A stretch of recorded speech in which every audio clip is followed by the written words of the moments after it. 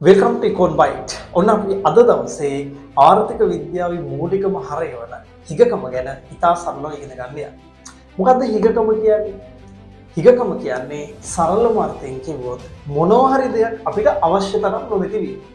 ඒක නැත්නම් අපි හරියටම නිර්වචනය කරොත් හිගකම කියන්නේ අසීමිත මිනිස් උවමනාවලට සාපේක්ෂව විකල්ප භාවිතා සහිත සම්පත්වල පවතින සීමිත බව.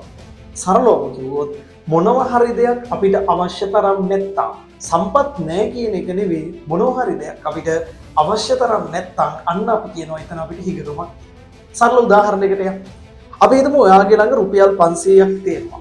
ඔයාට රුපියල් 500ක් දීලා පොතක් ගන්න ඕනේ. ඔයාට රුපියල් 500ක් දීලා කෑම එකක් ගන්න ඕනේ. රුපියල් 500කට ඔයාට බීම එකක් බොන්න ඕනේ.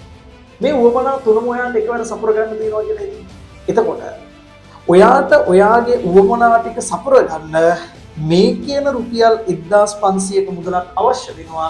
හැබැයි දැන් ඔයාගේ අතේ තියෙන රුපියල් 500 නේද? එහෙමනම් දැනට ඔයාගේ අතේ තියෙන මෙන්න මේ සීමිත සම්පතෙන් ඔයාගේ මෙන්න මේ උවමනා සියල්ල සපුර ගන්න බැරි නිසා, එහෙමත් නැත්නම් ඔයාට අවශ්‍ය තරම් සම්පත් නොමැති නිසා අන්න ඔයාට හිගකමක් තියෙනවා. එහෙමනම් සරලම අර්ථයෙන් හිගකම කියන්නේ අසීමිත මිනිස් උවමනාවන්ට සාපේක්ෂව විකල්ප භාවිතා සහිත සම්පත් වල තියෙන සීමිත බව. හෙවත් සරලම අර්ථකථනයෙන් කිව්වොත් අපිට අවශ්‍ය තරම් සම්පත් නොමැති.